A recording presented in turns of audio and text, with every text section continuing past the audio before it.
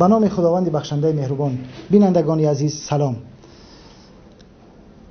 ما با شما یگان برنامه خاص نداریم، تنها یک گفتگو و یک نشستی عمومی داریم، صمیمانه دوستانه درباره واقعیت و حقیقت. چگونه ای که شما آگاه هستید، دیروز بعد از اون گرد همایی که جوانان و فعالان تاجیک در خارج کشور انجام دادند، مقامات کشور یک گروه کلانی از بستگان این فعالان را بازداشت کردند، به کمیته دولتی امنیت بردند یا اینکه به وزارت کارهای داخله، و از بعضی آنها تا حال خبر ندارند که در کجا هستند. تمام اینها به خاطر این است که یک گروه جوانان میخواهند از حقیقت، از واقعیت و از عدالت سخن بگویند. این اعتراض ها به خاطر چی بود؟ به خاطر بازداشت یک گروه کلانی مسئولین حزب نهضت اسلامی تاجیکستان و طلب حکم ابد برای بعضی از آنها، طلب حبس ابد برای یک گروه از مسئولین حزب نهضت اسلامی تاجیکستان که در پشت درهای بسته و ظالمانه انجام شده است. و از طرف دیگر میخواستند به اون رفرندومی که اصلا غلامی ملت را به بار میآورد نبینند و بگویند که این رفرندوم در جامعه ما چیزی نیست جز از گذشتن از یک مرحله بد به مرحله بدتر. به همین خاطر ما اینجا جمع آمدیم و میخواهیم که از این دوستان اون چی که در دل دارن بشنویم و با هم یک گفتگوی صمیمانه و دوستانه داشته باشیم. برادر عزیز سهراب، از شما شروع کنیم. شما چگونه که آگاه شدیم خانواده شما را دیروز قبل از اون که شما در گرد همایی شرکت کنید، خانواده شما رو از خانه‌تون بردن و تا حال نمیدونید که در کجا هستن یا اینکه میدونید. به هر حال جزئیات اون رو مطرح کنید اگر. بسم الله الرحمن الرحیم. بله، دیروز قبل از تظاهراتی که گذراندیم در یک جایی که بودیم، بعد از او به ما خبر رسید که حتی قبل از او تظاهراتی که ما شروع کردیم الکی اون را گرفته بردن و این باری اول هم نیست. البته که بالای سر مبارزین این هم فشارا میاد، یعنی که تهدیدا فشار بالای نزدیکای اونا میاد. البته این باری اول نیست و این در تاریخ هم آمده است که هر نفری که مقاومت میکنه علیه ظالم البته بالای سر او میگونه فشارها و تهدیدها میشوند. این باری اول هم نیست و باری اخرون هم نیست. و چرا که شما پیشتر ذکر کردین، مقصد اساسی همه این ظلم و فشاری که میکنن بالای سر نزدیکان ما و شما، سببش در اون است که یعنی او اسنادی که اونا تیار کردن نسبت ما و شما و از او دولت‌های دیگر خواستن که ما را به اونا تسلیم کنن، میسر نشیدن، موفق نشیدن. به این خاطر دست میزنن به نزدیکای ما، بخش اقربای ما. و اینم بگیم زیادتر شرمنده میشون از اونه که طلب ما را میکردن، طلب استبداد میکردن و این عملی که این شب روز کرده استن در این باز زیادتر شرمنده تر میشون. و فکر میکنم هر یک نفری که اگر گرچه رقیب هم باشیم، و مثال میارم اگر که ما امروز با کسی رقیب باشیم، به هر حال بالای مادرها و خواهرای اونا ما احترام میداریم. یعنی که مرد در یگان حالت حتی به دشمن خودش روا نمیبینه که بالای مادر، خواهر و همسر او یعنی که یگان عملهای نامردانه کنه. و به همین خاطر چرا گفتیم خب این باری اول و اخیر هم نیست. رقیبان خوب میدونیم، حرکتش از سیاستش خوب میدونیم و این کارم یک روز درون نیست، پیشتر هم زیاد بود.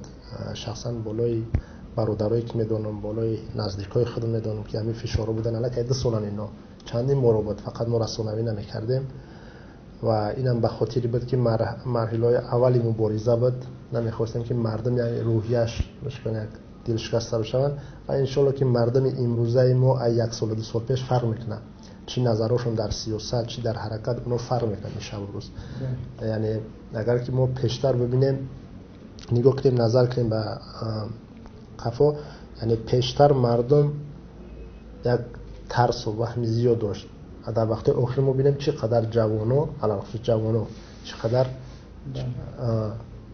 مقاومت کرده و بر چهرهای خودشون حرکت میکنن، سخن میزنن و چقدر که شما ذکر کردین سرچشمه همه این، یعنی که همه این عملهایی که میبینن، همه این نقشهایی که دارن اساس به خاطر روز 22 میمه. برای رفرندوم راه بحث غلامی، یعنی که ساختار سلاله رحمانوف به این خاطره هر اون نفرایی که مثال امروز محبسن، اون نفرایی که کشته شدن، او عملیاتایی که سال 2008 9 10 11 12 گذرانده شد، حادثه‌های سال 2015 بود، هر یا اونایی که بودن همش به خاطر همین رفرندوم 22 است. اگر که این نفرها زندانی نمیشیدن یا که اون نفرها کشته نمیشیدن، اون نفرها مقصد بیرون نمیشیدن از صحنه سیاست یا که از خدمت وطن، اونا فکر نکردم که میموندن که رژیم امروزه مقصد این رفرندوم در بین بمونه. شما این از بستگان شما کی رو پدر و مادرم تا حاضر که خبری که دارم، پدر و مادرم از دیروز یعنی از سحر اونا را بردن و حتی گفتن که برای اونا میتونن لباس بیارن. منظور گپشون که یعنی که اونا اینجا مدت طولانی شاید بمونن. مدت طولانی بمونن.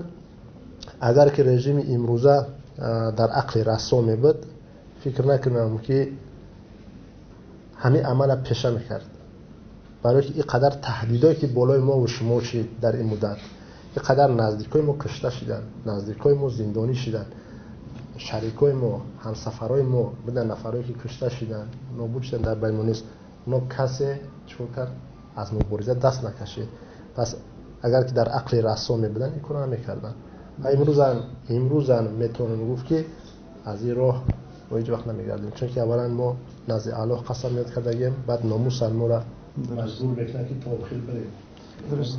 در این مقطع اگر از شهرت رحمت الله بپرسیم که پدر ایشان یکی از اون محبوسینی هستند که محکوم به حبس ابد شده ایستادند و برای پدر ایشان حاضر طلب کردند که حبس ابد داده شود. ولی در دیروز برادر ایشان هم در کمیته دولتی امنیت ملی قرار دارد. خب شورا جان بفرمایید چی است قضیه و از کجاست؟ به نام خداوند بخشنده مهربان، بینندگان عزیز و برادری بابا جان، واقعا اینجا گپ سری این است که خیلی که سهراب جان قید کردن که پیشتر فشارها هم بود وقتی که تا حال ولی حزب نهضت اسلامی تاجیکستان بسته نبود. فشارها بودن، واقعا فشارها بودن.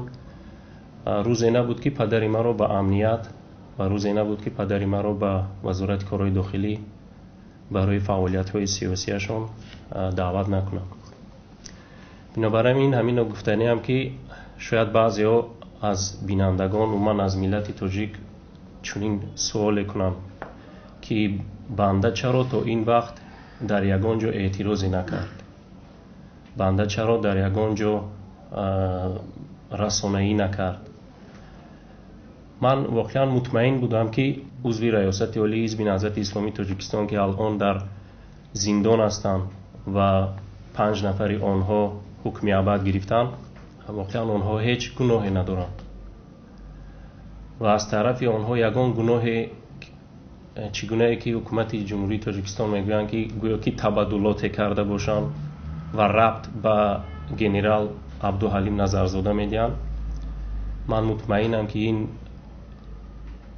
تبادلاتی که اینها میگویند و عبدالحلیم نظرزاده رو به حزب نهضت اسلامی تاجیکستان ربط میدن، این واقعا یک مسخره بازی بیش نیست، یک ساختگاری بیش نیست.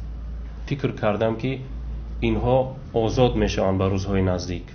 من تا آن فکر نمیکردم که حکومت اینقدر ظالمانه رفتار میکند. ولی متاسفانه امروز به همگان معلوم است که عضو ریاست حزب نهضت اسلامی تاجیکستان بعضی از استادان و برادران به خصوص پدری من حکم ابد گرفتند. این واقعا یک مصیبت است بالای ملت تاجیک. این حکومت جمهوری تاجیکستان به خصوص همین رژیم خودکامه به فکر ملت نیست، در فکر قدرت که هستند. نمیخوان یک مخالف، یک نفر، یک شهروند کمبودی های حکومت رو بگویند و انتقاد کنند ازشان. به همین خاطر قضیه فاروق چی است؟ کی بردن برای چی گفتن؟ قضیه برادرم فاروق رحمت الله واقعا از دیروز بعدی که ما در استانبول در نزد سفارت جمهوری تاجیکستان اعتراض برپا نمودیم و بعضی فکر و اعتراض هایمان را نسبتی حکومت خودکامه ابراز داشتیم.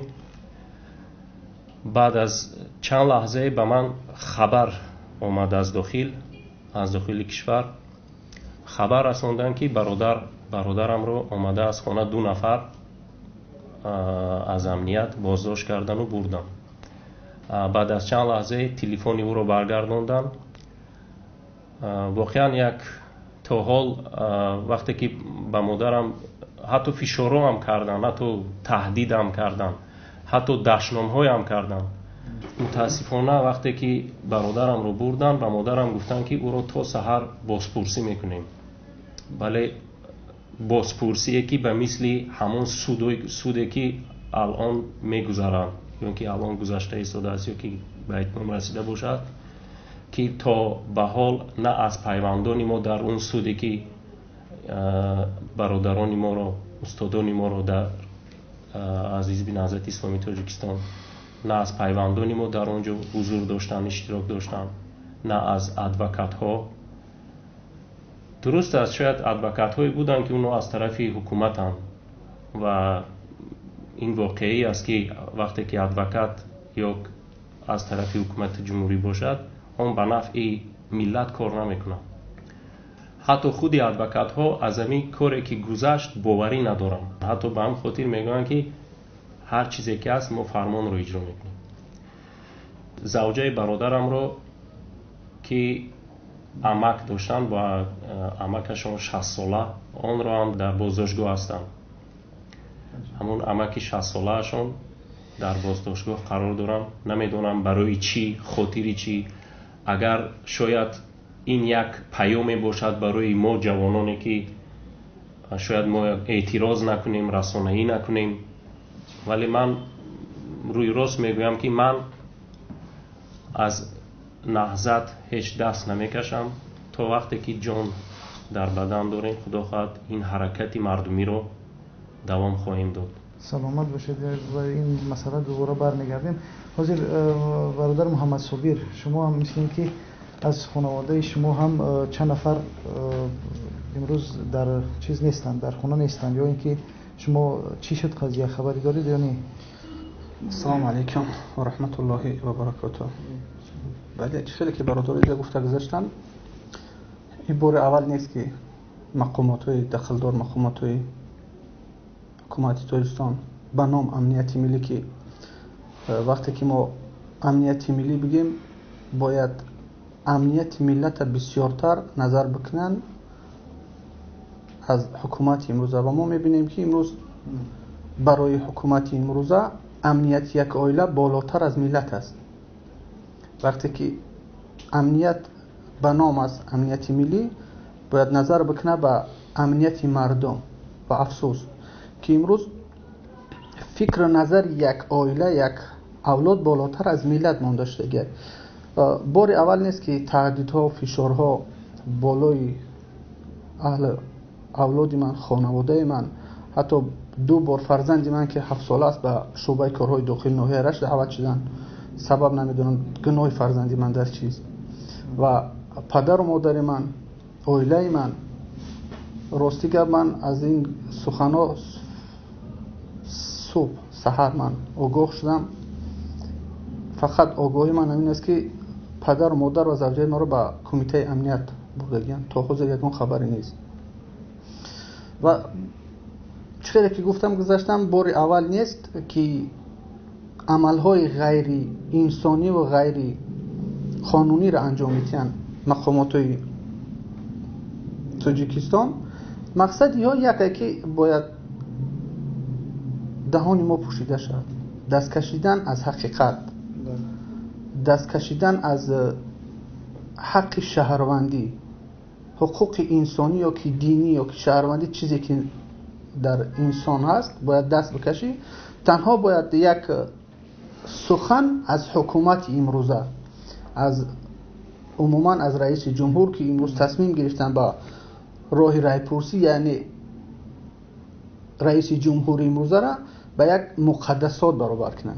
اگر امروز نظر بکنیم هر یک قانونگذاری است در گرد اطراف ماده 65 سرقانون جمهوری ترکستان که ربط داره به خودی حکومت، خودی رحمان و این انسان‌هایی که در گرد اطراف حکومت هستند اینها البته که دستگیری میکنن. وقتی که آشکار سخن گفته می شود حکومت در لرزه میدره و چخیلی که اینجا برادرها گفتن هر یک گناهایی که ما را گناهگار کردن و در جستجوی اینترپول و دیگر جستجو دادن، دیگر دولت ها انیق کردن، تصدیق کردن که در حقیقت مردمی که امروز سخن میکنن یا نه تروریست هستن نه اکستریمیست هستن. این همون نفرایی هستن که از سیاست پیش گرفته حکومت امروزه صبریا لبریز شده و امروز میبینن که در کدام دولتی که نباشه ما آزادانه میگردیم. یعنی حقیقت بدن ما را تمام دنیا امروز تصدیق کرد و فهمید که مردم حقیقت جوان و آخران قدمی که حکومت امروز میگذاره فشار آوردن به بالای پدران، مادران، حتی فرزندان، فقط به خاطر که زبانهای ما بسته شود، دهانهای ما پوشیده شود. و روزی 22 که این روز من برای ملت تاجیک شهروندان ترکستان یک روزی ماتم میحسابم، برای چی که روزی 22 بازگشت شهروندان ترکستان، بازگشت به عصرهای میانه، به عصرهای پادشاهی که یک عائله حکم کرد و او را هر حکمی وی عملی میشد بدون یگان انسانی که در یک عقیده خودش بگه، یگان سخنی خودش بگه و هر یک انسانی که بر ضد قانونی حکومت اگر سخن بگه حتما وی زندانی، قتل یا که از وطن بیرون میشه. برای همین اگر حکومت هر یک کاری را امروز انجام میده، هر یک فکری را میکنه، نمیدونم در با کدام عقلشون فکر میکنن که امروز پدری مرا میبرن یا که مادری مرا میبرن یا که زوجه مرا میبرن یا که پسری مرا میبرن، من از راه میگردم، خطا میکنن. امروز تا امروز حکومتی رحمانوف یک از روزهای اول آماده کرد مردم برای روز 22. این در تاریخ ترکستان باید بمانه، ثبت بشه که روز غلام گشتن تاجیکستانی ها بر یک عائله. درست است. حالا میخواستم از فتح الدین، برادر فتح الدین بپرسم که بعد از اینی که در همین گردی همایی همراه ما شرکت کردن، مادر فتح الدین را هم با کمیته امنیت دعوت کردن یا با کدام نیروهای قدرتی و این را دربارش یک چیزی معلوم شد. به نام خداوند بخشنده مهربان، حمد و سلام خدمت برادران و بینندگان گرامی عرض میکنم. واقعا این درد دل این برادران را وقتی میشنوی باز اون فشار و تعقیبی که بالای خودت هست اون را هیچ نمیشماری و متاسفانه ما هم از این تعقیب و فشارها، عائله ما هم از این تعقیب و فشارها عاری نیست. دیروز یعنی بعد این تظاهرات یا که نمیدونم پیکت به ما هم خبر رسید از داخل که مادر ما را دعوت کردن امروز، ولی متاسفانه نمیدونم کدام مقامات و کدام یعنی نهادهای حکومتی دعوت کردند و امروز هم رفتند. نمیدونم دیگه خبرها از داخل هم خیلی شده است که به ما کم میرسد، ولی به هر صورت خبر میرسد، دیر یا زود خبرها میان و برای این اومدن خبرها خیلی مردم جانیساری میکنن، چون که از اون نفرانی که خبر میگیری از اونها اگر مستقیما از همون خویشاوندان باشد، از همون نفرانی که اونها را دعوت میکنن، اونها بالای این خبر رسانی هم باز دوباره بالاشون باز فشار و باز تعقیب و باز دعوت و این چیزا صورت میگیرد. و همین خاطر ما با هر یک برادرانی که این فشار و تعقیب ها بالاشون روانه شده است تسلیت عرض میکنیم و انشاءالله که اینها به اجر و ثواب نمیمونن و به جواب نمیمونن. انشاءالله جواب خودشون رو این نفران خواهند گرفت. و من فقط یک چیز رو قید کردنی هستم که تنها در یک عائله وقتی دو سه برادر هستی نمیتونی که یک فکر با یک در یک مسئله یک فکر یک خلاصه همون سه نفر یک باشن. یعنی در یک عائله سه نفر وقتی سه برادر با هم فکرهای گوناگون دارن و فکرهای مختلف دارن، شما میرا بیاید در یک جامعه در یک مجتمعی که 8 میلیون نفره هست تصور کنید که 8 میلیون نفر باید یک نمود فکر کند، یک خیل فکر کند. یک نفر چیزی میگوید باید فکری هوای هر یک نفر دیگر همین 8 میلیون قبول کند که این عقل این رو تصور کردن نیست. این رو مقصد عقل انسانی بشریت هیچ نمیپذیرد. بخصوص در عصر 21 که ما زندگی داریم، هر روزه ساعت به ساعت سکون به سکون پیش رفته ایستاده است دنیا، مردم به پیش رفته ایستادن. ولی متاسفانه این حکومتداران ما نمیدونن که در سرشون چی فکرها دارن و نمیدونن این مجتمع جامعه رو به کدام فکر و نیت هستن که کجا ببرند و به کدام ساحل برسانند. چون وقتی یک نفر مخالف است در خارج یا که یک نفر همه حکومت ها در تمام سراسر جهان مخالف دارن به خودشون، چندین گروه ها و چندین حتی در کنار هم هستند، اونها یک معامله و یک رفتارهای همچون رقیب و این مخالفت بودن معنای دشمنی ندارد. معنای اون نیست که یک نفر وقتی مخالف فکرش شدی تو دشمنی او است یا که وای دشمنی تو است. مخالف بودن حتی برای پیشرفت، برای پیشبرد جامعه، اقتصاد همه کمک رسان است. به همین خاطر من یعنی این فشار و تعقیب ها را بالای آزادی خواهان، بالای بخصوص نزدیکان و مادران و پدران و خواهران و کودکانی مقصد نورز، من یک فشارهای نوجوان مردانه، یک فشارهایی که به جای یک نفر دیگر جواب گوید، این واقعا یک نوجوان مردی است. این یک تمام معیارها از تمام قانونهای بشریت را عبور کردن است. خب اینجا با فرزند یکی از محبوسان سیاسی دیگر که به تازگی برای او هم طلب حبس ابد کردند، سید عمر حسینی، محمد اقبال حسینی در اینجا حضور دارند. البته نمیدونم شاید از خانوادهشون هم یگان خبری درباره بازداشت و بردن اینا نباشد یا خبر ندارن یا که چیزی نشده است، نمیدونم. ولی به هر حال درباره عموما درباره همین فشارها، درباره اینکه حکم پدرش که چی حکمی است، مثلا چی فکر میکند، اگر چیزی گفته باشه. خب در اینجا سخنهای برادرها را گوش کردیم. خب در همین حادثه هایی که چند وقت شد گذشته از پیش و بعد از بستن حزب نهضت اسلامی تاجیکستان بعضی چیزها را مشاهده کردیم. خب بعد از این که حکومت حزب نهضت اسلامی را بست، ما در خارج قرار داشتیم و بعضی فعالیت های همی آزادانه که تمامی بگیم درخواست ما همین بود که فشار بالای همو زندانیا کمتر شود.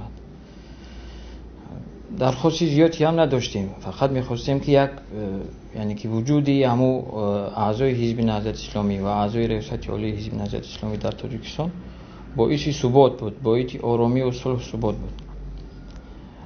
لکن متاسفانه مقامات این چیزا نمیدونم چه خیلی میفهمیدن یا که چه خیلی یعنی تحلیل و بررسی میکردن.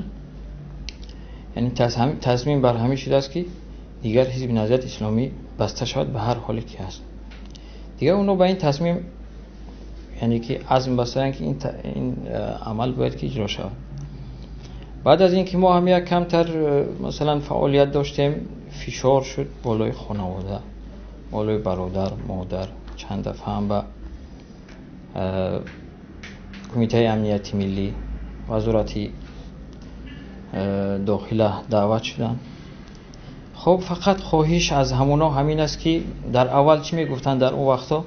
خاموش باشید، کمتر آرام باشید، وضعیت آرام شود، انشالله همه بهبودی می شود. گپشان همین بود. یعنی که فعالیتی بچهای شما در خارج یا فعالیتی اعضای حزب نهضت اسلامی در خارج در خارج از کشور باعث بدتر شدن وضع همین زندانی‌ها میشود. در اصل ما به این چیزا باور نداشتیم که یعنی حکومت میخواهد با وضع را آرام کند، لکن در اینجا یعنی که من شخصا خودم برای آرامی دلی یعنی همون نزدیکان و مادر و برادر و خویشاوندان دیگر، به خاطر آرامی دل همونا که آنها آرام شوند، یک مدت خواستم که از همین مبارزه دور باشم، نه اینکه مبارزه رو ترک کنم. من هیچ وقت نیتی ترک مبارزه همون وقت هم نکرده بودم. نیت کرده بودم که یک وقت برای اینکه بفهمیم حکومت از اون چیزی که میخواه صادق است یا که نه، برای اینکه وقتی که اونا رو به همون امنیت ملی دعوت میکردن، خواهش این بود که یعنی کمتر ساکت باشین، انشالله که همش خوب میشود، با همش به همون چیزی پیشینه برمیگرده. این فقط یک همین دولتداری است، همین گپای بسیار میگم که پوچ خام و خالی. خب بعد از اینکه دیگه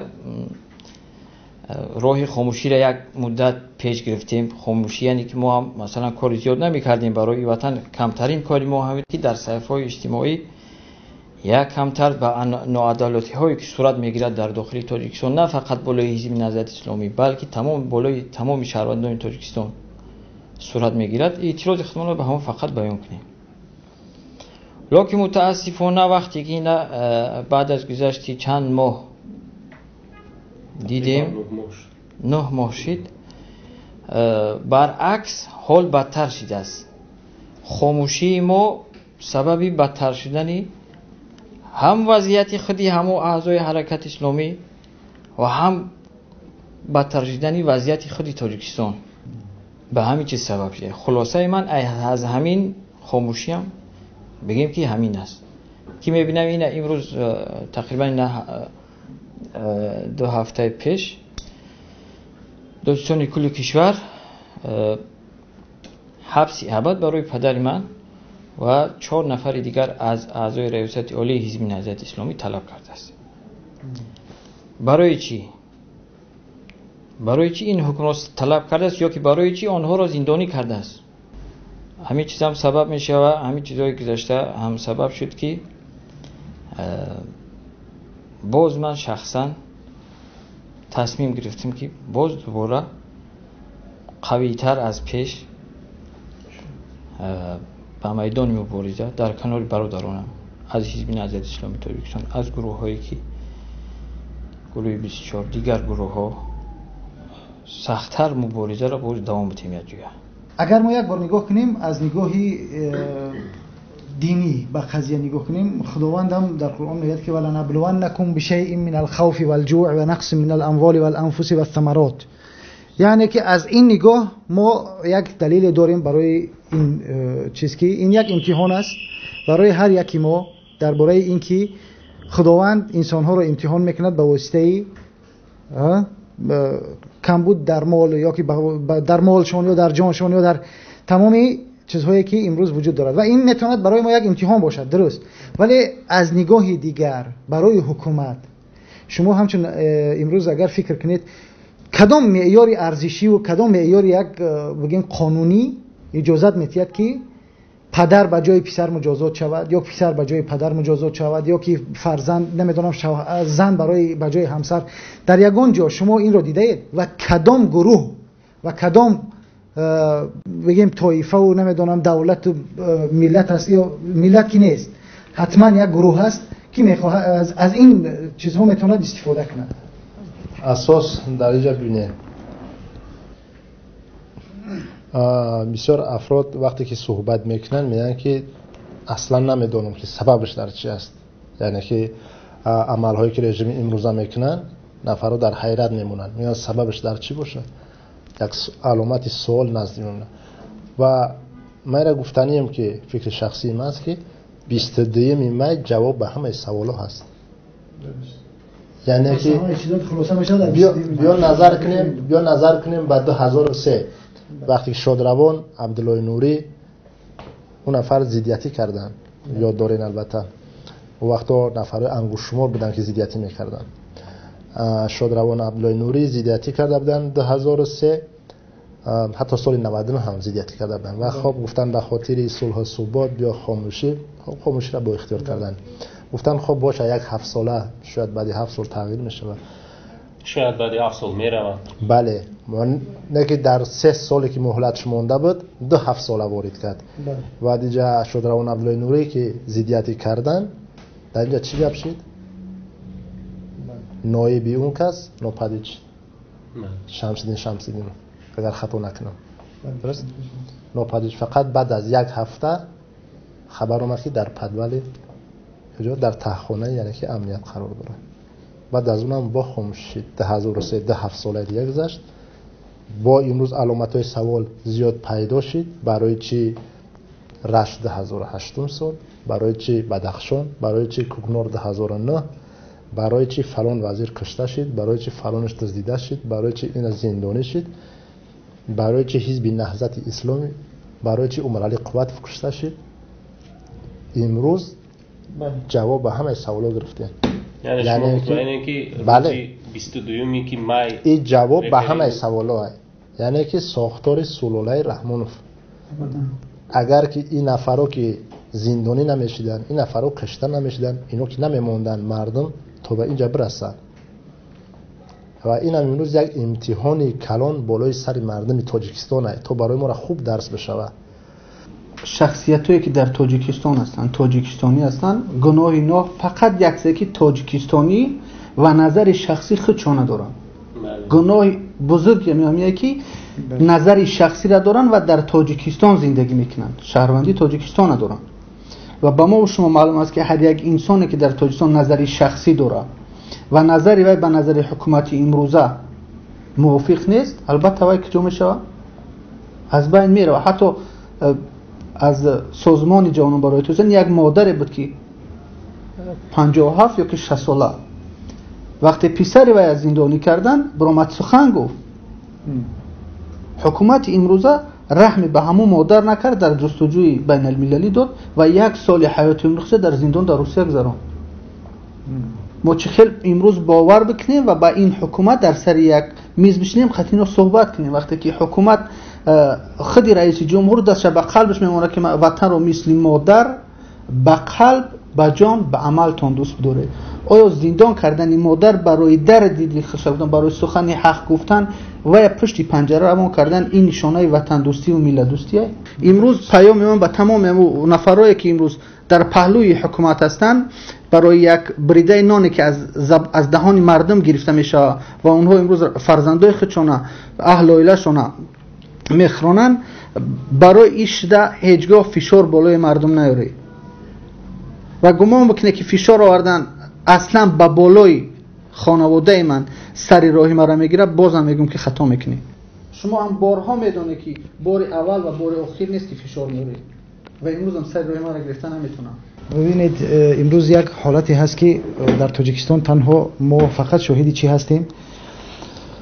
معمولا اعلان میکنن که تاجیکا باید که در کشورهای دیگر سخت جستجو شوند و برگردانده شوند. همیشه خبرها پرزیدنت ما به هر کجایی که سفر میکنه درباره استرداد، بازداشت، بازجویی، برگرداندن و همین صحبت میکنه. درباره شهروندی تاجیکستان وقتی صحبت میشود درباره همین است، یا که استرداد، گرین فروشی، نمیدونم همین. نه که بالای مردم مهاجری که از برنامه ندارن که اونها را به وطن بگردونن بیارن. بله، فقط این درباره این است که از اونها یعنی که هراس دارن. بله، این یعنی منظور ببینید شما پرزیدنت افغانستان وقتی به تاجیکستان میاد، وقتی درباره شهروندای افغانستان صحبت میکند، میگه که پلیس تاجیکستان باید با شهروندای افغانستان درست مناسبت کند. ولی پرزیدنت ما در یگان جا نشده است که طلب کند یک بار حداقل از روسیه یا از قزاقستان یا از قرقیزستان یا از ازبکستان تا با تاجیکستانی های اونجا، با شهروندان تاجیکستان مناسبت انسانی کنند. آیا یک بار این رو کسی از پرزیدنت ما شنیده است؟ بعد از تاکید و انتقاد شدید و چندین بار گفتن ما و شما، دیروز فهمیدیم که پرزیدنت با این 3 نفر کشته شده تعزیه بیان کرد. اولین بار رژیمی که میبینیم که رژیم دیکتاتوری که است، اگر ما در تاریخ نظر کنیم، وقتی که اونو قریب به سرنگون میان، در یک حالتی میشوند که کنترلشون از دست میتن. به هر ظلم زیادتر میکنن، ظلم شدیدتر میشه بالای مردم به خاطری که احساساتی میشوند و کنترل خودشون گم میکنن و این هم یکی از نشانه‌های ما است که رژیم امروزه انشالله که نه ضعف بودن این معلوم است، سرنگون شدنش نزدیک است انشالله. فقط گپ در خودی اساس امروز ما سخن میکنیم، اساس امروز ما سخن میکنیم، شخصا خدمه امروز بر رژیم گپی ندارم، حرفی ندارم، چون که اون معلوم است یک رژیمی است که میخوام ما را نست کنه. اساس امروز سخن ما بالای مردم است، باید ما مردم هم بگیم که مسئول خش باشن، یعنی زندگیشون به دست خودشون بگیرن. رژیم که ما فهمیدیم که بوده است، یعنی که در پی کشتن ما، قتل کردن ما و ساختار سلولای خودش بوده است. سلامت باشید. درست است. خب اگر موافق باشید امروز بحث ما با پایان بریم با یک جنبست عمومی. اون چیزی که در اینجا گفته شد، این مردم با وجود اینکه خانواده هاشون، بستگانشون نیروهای قدرتی کشور بازداشت کردند، از راه خود برگشتنی نیستند و این پیام را دادنی هستند که تا آخر مبارزه خودشون را ادامه خواهند داد. ولی شما یک چیز را بدانید، پدر و مادرانی که امروز در دست شما هستند، اونا پدر و مادران هر یک تاجیکستانی هستند که مبارز است. شما با این کارتون یک چیز را فقط ثابت میکنید، این که شما مرد نیستید. چون که در یگان مبارزه دنیا، حتی در جنگ‌های مسلحانه، با زن و کودک و با اینها هیچ کس کار نمیگیرد، بجز همونهایی که ظالمند، بجز همونهایی که قاتلند. پس مردم خودش بهای شما را خواهد داد و این مطمئن باشید بر ضرر خود شما خواهد بود. و ما در برنامه‌های بعد در این زمینه باز صحبت خواهیم کرد و با هم برنامه‌های بهتری را خواهیم داشت و اگرچه امکاناتی کمتری داریم ولی کوشش میکنیم در برنامه‌های بعد با یک امکانات بهتر و صحبت‌های بهتر باشد ان شاء الله. سلامت باشید. خدا نگهدار.